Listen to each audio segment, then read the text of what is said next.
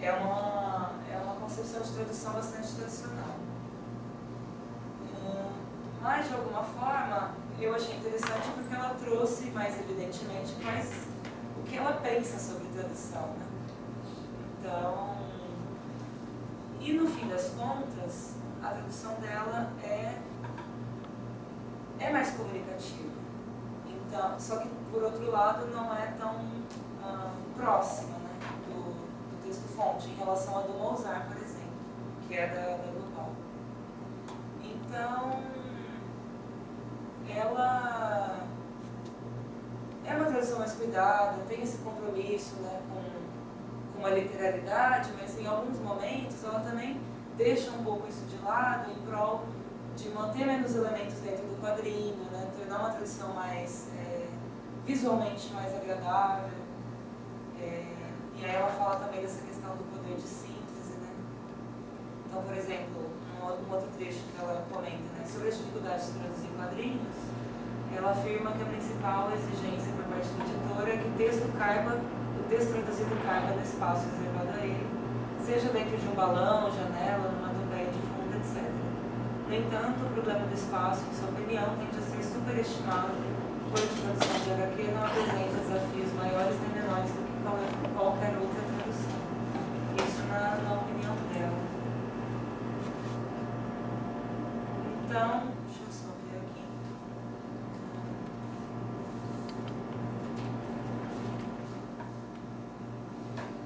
Então, foi a tradução mais comunicativa mesmo. Umas outras modalidades que sobressaíram foi a implicitação, que teve maior número do que as outras, né? Então os quadrinhos eram mais enxutos. Para ela também uma questão relevante, que seria um problema de tradução de histórias em quadrinhos, é a questão de encontrar o registro adequado da linguagem, né? Porque a Mafalda, ainda que seja uma criança, não são tiras voltadas para o público infantil, apesar dela ser consumida também pelo público infantil. Mas não, o objetivo primeiro dela não era esse. E ela tem um tom de fala, né, mais formal às vezes, né? Então, como considerar todas essas questões na tradução, né? Era o que a Mônica Stael pensava. Então, aqui um exemplo que foi considerado erro é o da tirinha. Bom, vou ler para vocês. O Manolito diz: Estoy harto de la escuela, ¿entienden? Harto. Así que finish, no voy más. Y no me vengan con discursitos porque no me van a convencer. Hay que ver la oratoria que tiene la zapatilla de mi mamá. Então, é interessante observar aqui nessa tradução como foi mantida a questão dos recursos, né, tipográficos, dos recursos gráficos, na verdade, que é o negrito, né, por exemplo, dando realce para essas palavras, como no texto fonte também, né, aqui, o ato, o finish. Mas no caso, a expressão finish está em inglês, né? O que não seria nem do espanhol nem do português, e aí seria uma transcrição, né? Se o tradutor tivesse mantido ela em inglês. Mas no caso, os tradutores optaram por pronto, e ainda que tenha essa ideia, né, do acabar, ela não recupera de fato o que está no texto fonte. Então foi classificado como erro encoberto por conta do registro, enfim, da expressão. Deixa eu ver, acho que tem mais. E aí, só voltando um pouquinho, a primeira é o texto fonte, a segunda é a tradução da Martins Fontes. E a terceira aqui, a primeira dessa página é a tradução da Arte Nova, que eles também de alguma forma recuperam as questões gráficas, né? E aí eles traduzem o finish como fim, que também foi classificado como erro encoberto por conta de não fazer essa relação com o texto-fonte. E a segunda tradução seria a tradução do Mozart da Global, em que aí ele recupera o texto em inglês e foi classificado como uma transcrição.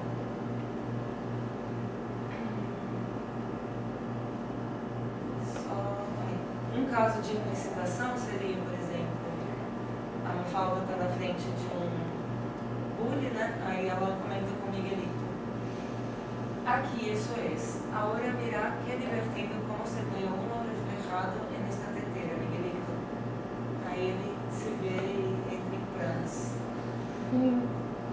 E aí, por exemplo, o aqui, né, do original, do texto-fonte, não foi recuperado aqui no segmento, né?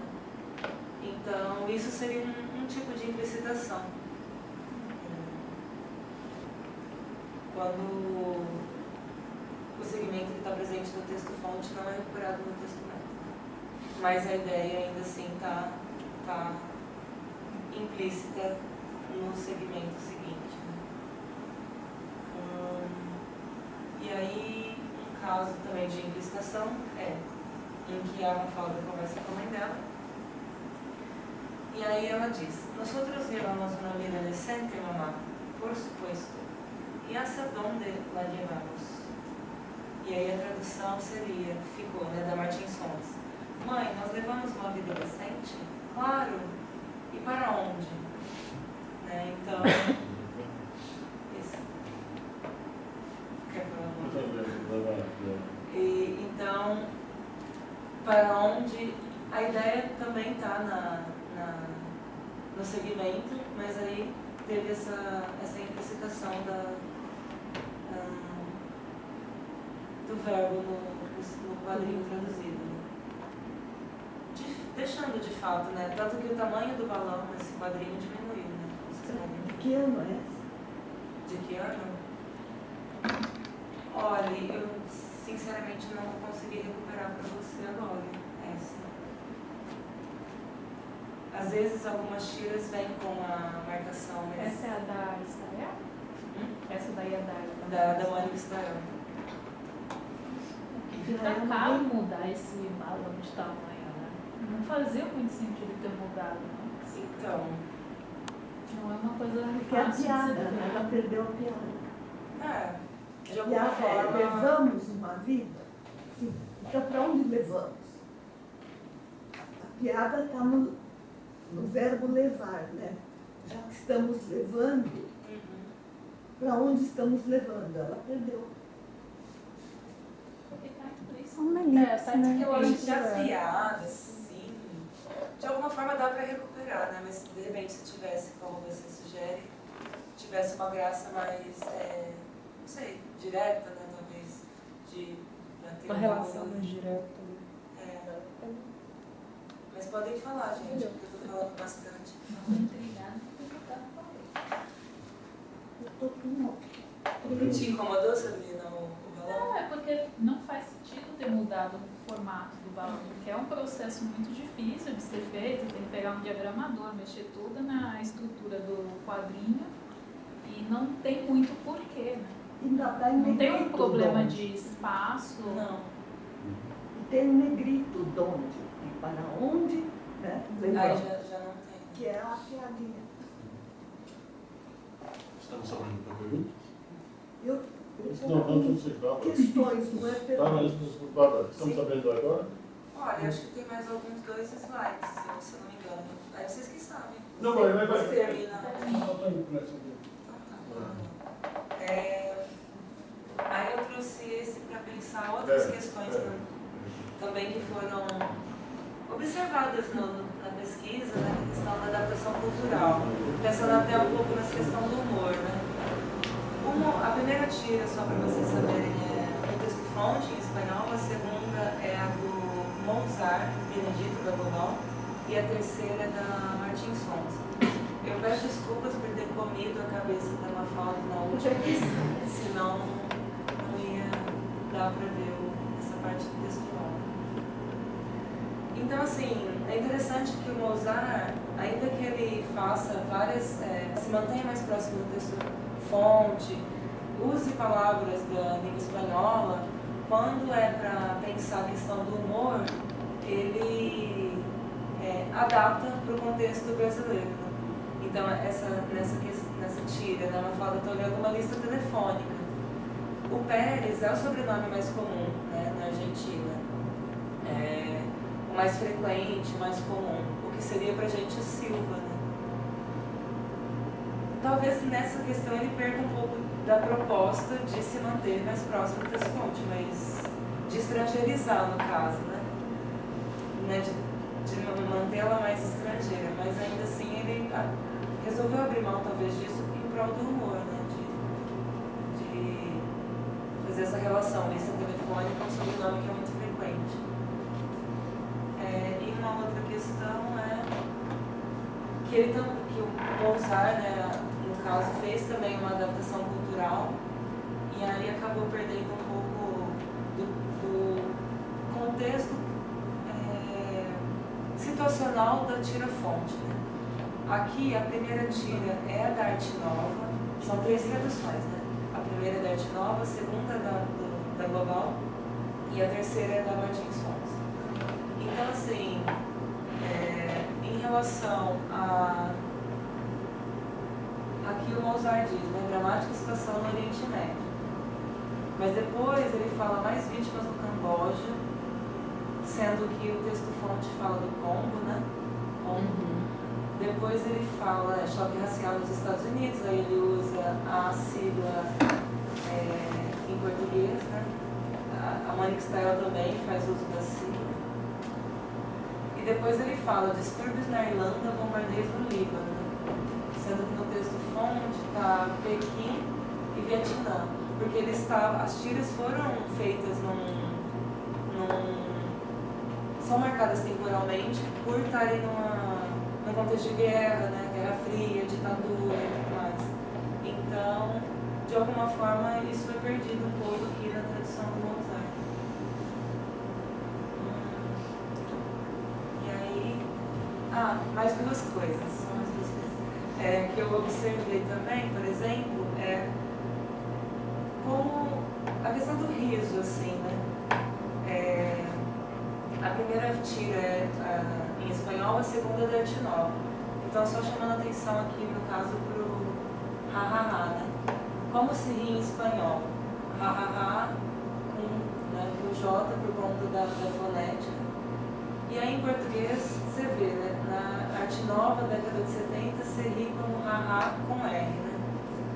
Aí, na década de 80, você também ri com ha-ha, R-A. E já a partir de 90 e diante, se vê uma risada com H-A, talvez fazendo referência à língua inglesa, né? Talvez, na exposição. O que é engraçado se for comparar com aquela tira do Finish, que ela não usa o Finish, mas ela ri em inglês. Então, sim, questões, né? Se observam. E mais uma coisinha, as onomatopeias, que em geral não foram traduzidas, né, elas se mantiveram como no texto-fonte. Aqui também, né, você tem a marca do negrito, aqui nesse quadro, né, a letra também está mais, tá tentando ser tão grande quanto o texto-fonte. As onomatopeias se mantêm, né? Aqui também. Que aqui seria a onomatopeia do coração batendo, né? E aí eu trouxe só mais uma questão para pensar, que aqui fala do Dia dos Pais, né? Aí ela pula na cama do pai, da mãe, e diz, Feliz dia, tchê. Aí a tradução da Arte Nova ficou, Feliz dia, cara. Que seria uma tradução literal distante, pensando no tchê como cara, né? Porque essa ideia de camaradagem, mas não se parecem graficamente. Isso pensando no contexto de São Paulo, né, gente? Se for pensar no Sul, aí, de repente, alguém analisaria de outra forma. E aí também a mesma tira, pensando na Global, que aí ele explicitou aqui, né? Feliz Dia dos Pais. Na verdade, ele manteve o feliz, que seria uma literal próxima, e a modulação, que seria Feliz Dia dos Pais. E na questão do Tchê, ele colocou um acento circunflexo. Então isso foi classificado como decalque, porque ele manteve a palavra no texto fonte, mas ele manteve a grafia da língua portuguesa do Tchê, né? E aqui também, na tradução da Martins Fontes, ficou Feliz Dia dos Pais, cara. Acho que é isso. Bom, é isso, gente. Você tinha nomes para abrir? Tem algumas questões, aquela da Susanita, né? Sim, Se nome. se é um diminutivo ou é um nome usado, né? Por exemplo, Júlia, Julinha, mas tem Julieta, que é o meu nome. Meu nome é um diminutivo, mas não é. Então, ninguém vai traduzir Julieta como Julinha. Fica Julieta mesmo. Mas Julinha, assim como Chico, Francisquinho. Chico é Chico, mas Francisquinho é Francisquito. Alguma coisa. Então, eu não sei se a Susanita é um nome. Se a Susanita é um nome diminutivo ou é um apelido. Eu não conheço tão bem o espanhol. Depois tem. Posso responder essa aí depois? Porque senão fica mais fácil assim. Olha, pensando que todos os outros personagens têm o diminutivo, né, ainda que seja um nome usual no espanhol, Susanita, que eu acredito que não, né, ele usou propositalmente por fazer referência às crianças mesmo, né, porque tem os outros personagens, Manolito, Miguelito, Susanita. A dúvida é se é usado como diminutivo ou é usado como apelido. No caso aqui, eu acredito que seja para marcar o diminutivo mesmo. Então, já a tradução ia para Susaninha mesmo. Então, mas aí você vai pensar a tradução de nome. Quando é o nome já por isso que eu estava perguntando consagrado, quando né? e quando que foi. Porque eu estava pensando na hipótese do Berman, de que as primeiras traduções são mais livres, mais adaptadas ao leitor, e as segundas e outras são cada vez mais próximas do autor, do texto de partida. E eu estava sentindo isso nas várias traduções, que cada vez mais elas estão procurando mostrar o clima da língua argentina, o clima do texto, manter o portunhol, nesse sentido, né, de conformidade com a hipótese do Berman, de que a primeira tradução é mais domesticante, as outras vão ficando mais próximas do autor, da língua do autor. Mas acho que nesse caso tem a ver com uma interferência, uma estratégia de tradução da tradução da Global, que é uma tradução no portunhol. Essa é uma estratégia, acho que não tem muito a ver com a proposta do Berman, e sim com uma estratégia tomada pelo tradutor. Mas o Berman nunca disse que foi uma estratégia intencional. Ocorre. Sim, mas no caso da Global, é uma estratégia intencional. Ele quis manter. Sim, mas pode ser. E por que intencional foge do Berman? Não, eu estou falando que aquela estratégia, o caso do Berman é que as primeiras traduções são mais livres, depois elas vão se aproximando do autor. Sim. No caso dele, foge um pouco por ser uma intencionalidade e não uma mudança geracional, uma mudança de uma tradução para outra.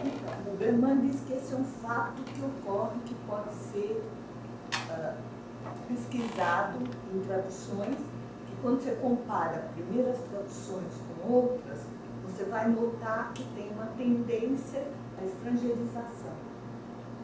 Mas intencional ou não. a mais recente, ela não é. a mais recente, ela não é estrangeirizadora. A da Martins Na Fontes não verdade é. é o oposto, né? Porque Então, não sei se é o oposto, mas ela tem essa proposta É, mais fato a ser, comunicativa. Tem vários pontos. É. Não terminou. não tem mais uma questãozinha do que se chama de erro encoberto no bem. O Francis sempre diz que erro é comer gato por lebre. Eu não achei que esses erros, a maioria deles, fossem erros. Alguns são modulação, a Então, meu ver, dentro da Ah. teoria das modalidades. a proposta do Albert foi, como ele mesmo, né, abre espaço para reformulações a depender do texto que você está analisando, né? Então, a modalidade erro foi desmembrada em duas, que esse erro gatos por lebre, no caso, seria o erro evidente, né? Que de repente entrariam aí os casos de grafia, por exemplo. Isso seria um erro evidente para você? Não? Não. Seria uma modulação? É erro da Carroncito seria da um erro construção. É. O O carroncito. carroncito. É. E no Caixãozinho. caso, o erro encoberto, que a gente denominou, foi mais no sentido de registro, né? Erro de registro. Em alguns momentos ele usa também, por exemplo, a tradução da Arte Nova usa o tu, tipo, ouviste. Então isso seria um erro de registro, pensando na modalidade pronominal que se usa, né? Por A exemplo. minha interpretação é de que seria uma modulação. O erro encoberto? Esse, por exemplo, Nesse vice, caso, não são modulação. erros. Porque quando você faz essas modalidades, você vai por esse erro em que número? Porque dá um A gente modificou as modalidades. É. Acho que talvez isso não tenha ficado Eu claro. não dei prioridade para isso, né? A gente fez algumas modificações na proposta de modalidades. Então, vocês incluíram uma modalidade nova, Sim. que é encoberto. Sim, que a gente incorporou uma proposta da Juliane House, de chamar de erro evidente e erro encoberto. Os erros que, ou seja, os descompassos em registro. Um registro menos formal para o mais formal. Porque a gente achou que isso tinha muita importância nos quadrinhos e no humor. E tem mais uma questãozinha do Finish. Eu não conheço sim, a língua espanhola na Argentina, mas não sei como, se eles usam, se é muito comum falar Finish. Porque, por exemplo, aqui você fala hambúrguer, mas lá você fala hamburguesa. Então, se eu vou traduzir uma palavra que está em inglês, em português, vamos dizer, para o espanhol, eu não vou traduzir hambúrguer como hambúrguer, vou traduzir como hamburguesa. Eu não sei se o finish lá é usado como fim, acabou, pronto. Ou foi intencional de pôr uma palavra inglesa. Eu acho que foi, eu acredito que tenha sido intencional, por conta, pensando nesse contexto de guerra, inclusive, né, não sei, qual língua estava predominando ali como língua franca, né? Então foi uma marca dele de dar uma aguçada nos nossos... Não seria talvez também que o Manolito ele tem uma personagem bem marcada com relação ao posicionamento político. Talvez uma forma de explicitar essa americanidade que ele tem, esse capitalismo que ele tem. Também. Né? Que quer ter uma grande loja, uma grande rede de supermercados Exato. bem nesse molde. Né? Exato. Bem Por exemplo, colocado. desenho Bem American Way, assim. American Way. Né, desenho animado acaba com the end. Não dá para você, até dá para pôr fim, mas é muito mais. do Manolito, que o sonho dele é ter uma rede de supermercado. Lembra mais o que você quer falar quando você coloca, às vezes, uma palavra inglesa. E eu não sei se esse finish aí, Não, talvez seja Era mais isso. para marcar isso que a gente estava falando da presença do inglês, mas isso que a Thaís colocou também, dele ter um tino capitalista muito forte, né? Então ele já estava sendo incorporado pela própria língua. e aí a língua de chegada, que é o português, precisa ver se a gente adapta isso, aceita, ou se de repente quem vai ler Então, tanto que entender talvez por que não... está um finish aí. Então, se você analisar as três propostas, né? A arte nova, década de 70, coloca finish. Aí o Mozart coloca finish também, né? e a Martins Fontes, que é mais atual, coloca pronto. Então, talvez eles tenham avaliado que não fosse interessante manter, né, no português um finish ali, mesmo porque as tiras são publicadas em 90, né, tipo 20 anos depois. Em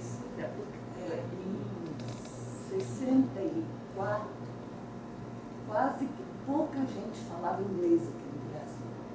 Eu tinha uns 20 anos, falava-se francês. Muito mais gente falava francês. E eu fui para os Estados Unidos para estudar inglês, porque aqui estava muito difícil para mim estudar inglês. Hoje em dia é o contrário, quase ninguém fala francês. Todo mundo fala um pouco de inglês, pelo menos um pouquinho. Então, esse finish, na época em que foi escrito lá, eu não sei. Porque eles têm lá na Argentina complexo de inglês. Eu acredito que não seja, principalmente Eles na época não era uma eles coisa acham tão usual. os ingleses da América. Eu acredito que não, porque essa tira, no mínimo, é da década de 70, né? Então, não é Não é aqui, mas eu fico pensando E tem todo esse clichê eles que sempre acharam que eles são os ingleses da América. Não, peraí. Que dizem que são italianos, que falam espanhol, que vestem como franceses, que querem ser ingleses. É. Tem várias coisas, mas fora Bom, para mim tem do âmbito aqui. Eu tive contato com uma Mafalda antes de chegar ao Brasil, porque os brasileiros que eu conheci na Espanha gostavam muito de Mafalda. Então aquela geração que era criança nos anos tipo 60. E eu estava lendo aqui que, por causa de Mafalda, nenhuma criança gostava de sopa na Argentina nessa época. E aí eu contato com Mafalda hoje em dia que a cachorra do meu filho chama-se Mafalda. French Bulldog. Eu sempre falo Mafalda também. E aí eu queria saber porque estava dando uma busca na internet. Tem muita coisa em inglês e francês sobre Mafalda, mas parece que as tiras não foram publicadas em nenhuma revista ou jornal língua francesa ou inglesa. Com certeza na Inglaterra, quando eu estava crescendo, não tinha. Então, isso eu acho que estava vendo muita coisa aqui. Muito tipo HQ, muita coisa no YouTube. Então, vendo agora fãs sabem do Canadá. Aqui o fãs sabem, eles colocam, muda totalmente e colocam alguma coisa sobre o time de hockey de gelo em Montreal. Aqui todo mundo mexe com isso. Então estava tipo localizando em Montreal e mudando tudo totalmente. Então uma coisa que eu queria saber como que está Mafalda hoje em dia aqui na Argentina. Vocês leram Mafalda? Sim. Olha, você transferiu aqui. Mas é um público, né? Sim. Mas é um Os argentinos ainda estão aparecendo nos jornais do Clarim, eu surpreendi, e não vejo muita coisa argentina. Mafalda. Não, uma coisa meio, olha isso aí. Uma coisa meio universal, aquela sabedoria da criança. Isso daí é cultura geral. Maradona merece. Não, esse daí é cultura geral. Por que termina com Se a La Vida? Por causa da Violeta Parra. Graças a La Vida, que é famoso. Quem não fala espanhol, quem coisa não sabe, mas seja a democracia, seja a La Vida. A Mafalda é muito disso de cultura geral. Então, mas atualmente é uma Mafalda, né? Desde que ela foi publicada em formato álbum, livreto, desde 66, foi assim que ela chegou nos outros países. Né? Os cartoons do Quino eram publicados em revistas, que nem o Quino publicou no Pasquim aqui, mas cartoons que não eram vinculados à Mafalda. Né? E ela foi publicada na França já na década de 70, no Canadá eu não achei. Mas eu sei que na Inglaterra não. pesquisa até 2015, eu não tinha encontrado nada de publicação dela na Inglaterra. Eu sei que, por exemplo, Finlândia, China, é de 2015, 2014. Ela já foi na Espanha traduzida para o galego também na década de 70. Na Itália também, mais ou menos uma década parecida, né? Mais próxima. E eu acredito que a maior parte da publicação dela em outros países é em formato de livreto também, né? Livreto, álbum. Se você quiser consultar o site do Kino, é bastante completo nesse sentido, né? De mostrar, acho que até tem foto do tipo de publicação. A Mafalda é tão argentina, é tão típica, né, da maneira de ser, que eu acho que os povos mais distantes, porque para nós brasileiros, ele é até caricato. Então a gente dá risada, você olha ali o argentino, né? É muito argentino. Agora, para um povo distante, que não tem esse contato com a Argentina, eu acho que não tem esse sabor que tem para nós. Mas aí, talvez seria a questão mais pessoal, né? Porque você imaginou traduzido para o chinês, assim? Pois é. O que o Kino fala, né, dele ficar surpreso, né, contanto que a Mafalda, né, foi traduzida e descobriu, andou pelo mundo, é porque ele acha que essas questões de problemas familiares, problemas na escola, no cotidiano, em todos os lugares você acaba tendo algum tipo de problema, né? Então, mesmo que a tradução mude em alguns aspectos, ela sempre vai recuperar o problema maior, que seria ali dentro de casa, o cotidiano. E as questões humanas, né, que permeiam a sociedade, que está muito presente ali. Né? Não, eu queria saber se nas diferentes traduções tem alguma coisa relacionada ao público leitor, porque a Mafalda e os quadrinhos em geral são muito relacionados ao público infantil, apesar de não ser, né? Então, o que acontece também na Asterix. O Tintin já é um pouco mais infanto-juvenil. E nessa questão do público, assim, nas diferentes versões, fala-se disso, qual que é o público leitor. E, por exemplo, a tradução do Mozart, que é mais estrangeirizadora, né, exigiria um conhecimento prévio de espanhol, né, para que fosse compreendido se ele prevê isso no público que ele tem em mente. Você fala dos tradutores? Isso, nas três traduções, qual que é o público leitor que eles preveem, e se nessa tradução do Mozart, que é mais estrangeirizadora, ele faz alguma observação sobre o público. O público tem que saber um pouco de espanhol, então eu estou pressupondo que é um leitor que é um pouco mais culto, que é adulto. Sem dúvida.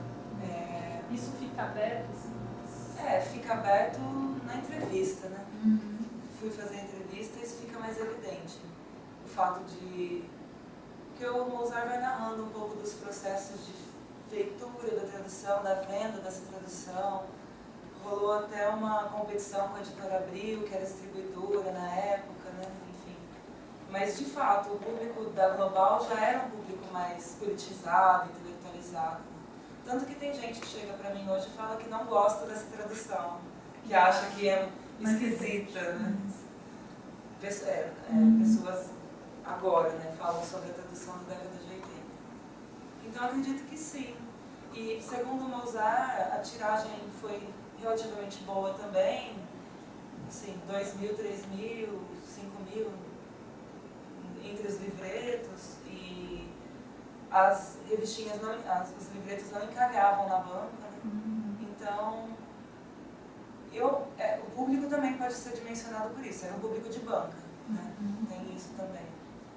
Mas era de fato mais adulto e intelectualizado.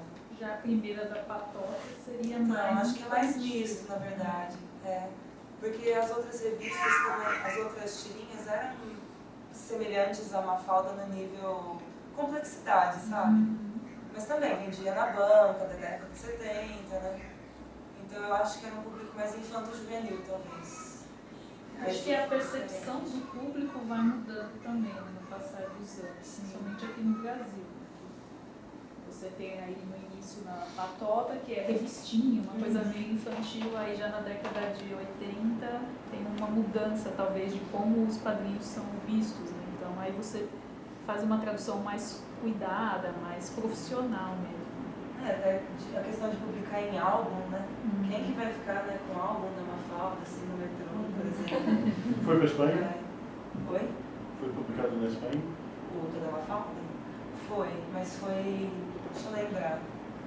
Se eu não me engano, a tradução de Portugal foi publicada antes da tradução em espanhol. Os outros países latino-americanos. Primeiro foi Portugal, depois foi Brasil, se eu não me engano. Aí depois foi para Espanha, o Toda Mafalda. Acho que é mais ou menos isso. E fica também em espanhol da Argentina, não sei se você tem Eu alguma edição. tentei, não, então, eu tentei achar alguma edição que era diferente, porque eu sei que eu vi em algum momento da minha vida, antes do mestrado ainda, mas não encontrei para comprar assim. Eu ia perguntar como que é uma tradução de espanhol da Argentina para espanhol na Espanha. Então, não é meu objeto de estudo, né? Então não posso falar. Assim, talvez expressões, o tchê, de repente, né? E essas, eu acho que se daria mais nesse sentido das particularidades da expressão. Oi, A desculpa. gente pode chamar de tradução ou de adaptação. A gente pensa em tradução interlingual, né? Dentro da mesma língua. Eu já vi para Maitena, a Maitena publicada com um léxico mais argentino e mais peninsular. Eu acho que vai depender também do gênero, né? Eu acho que Borges nunca seria traduzido, editado de forma alguma na Espanha.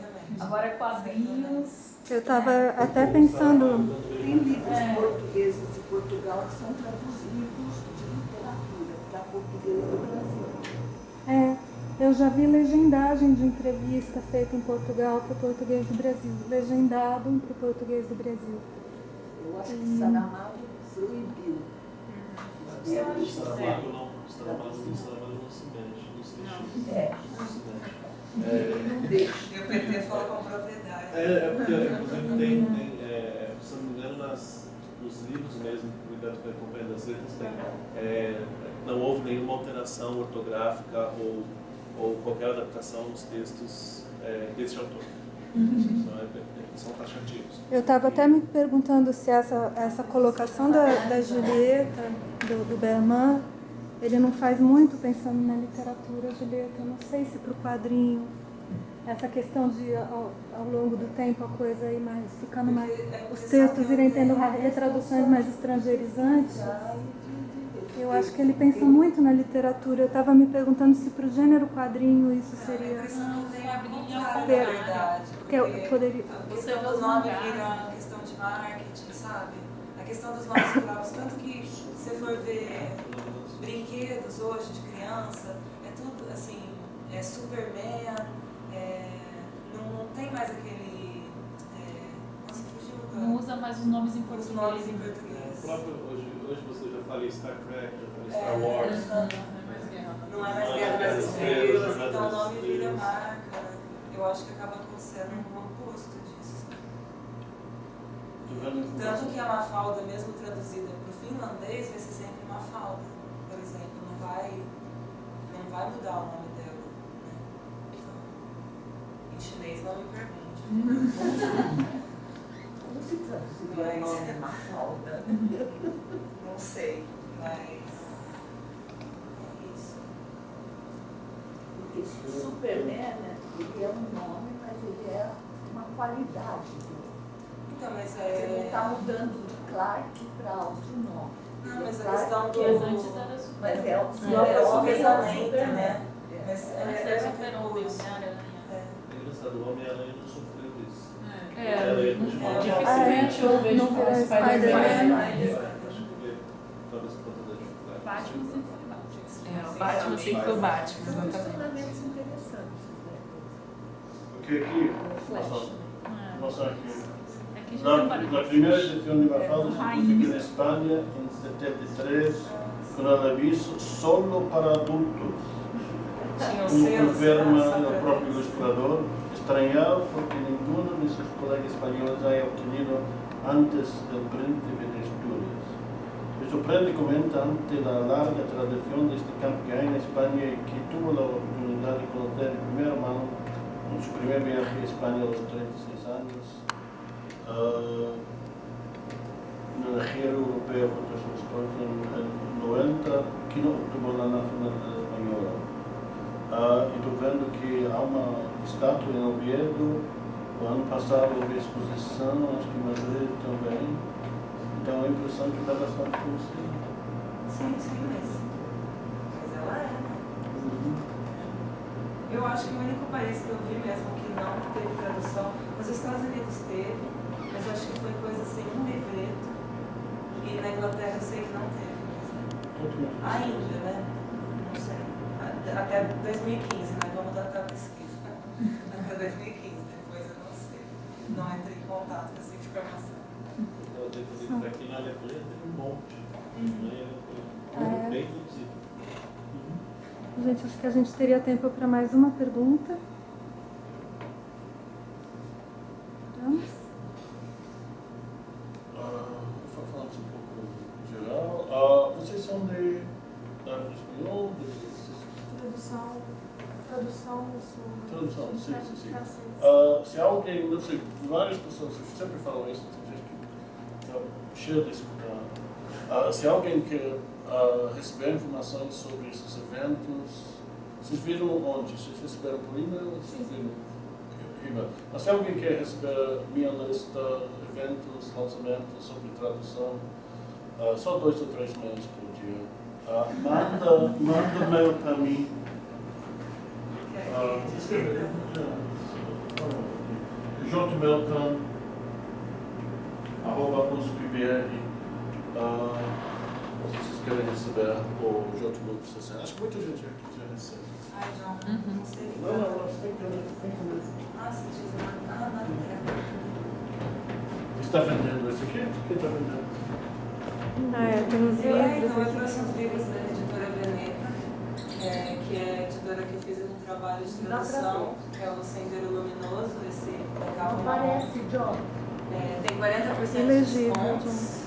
John. Se vocês estiverem interessados em dar uma olhada Você traduziu? traduzir. Ai, que legal. Minha primeira. Eu vi o lançamento na Folha de São Paulo. Pois é, eu e o Rogério de Campos.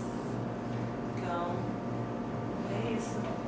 Quem tiver interessado em estudar quadrinhos, também um livro, Imageria, é muito bacana também, fala da criação de quadrinhos, fala de quadrinhos do século XIX, sobre o surgimento dos quadrinhos, que é engraçado que não tem um lugar, né, um surgimento em um lugar, que ele foi acontecendo no mundo, né, num século semelhante. Então, fiquem à vontade, se quiserem folhear só também conhecer material, comprar numa outra oportunidade. Bárbara, eu volto a te agradecer então e agradecer a presença de todos vocês. Muito obrigada.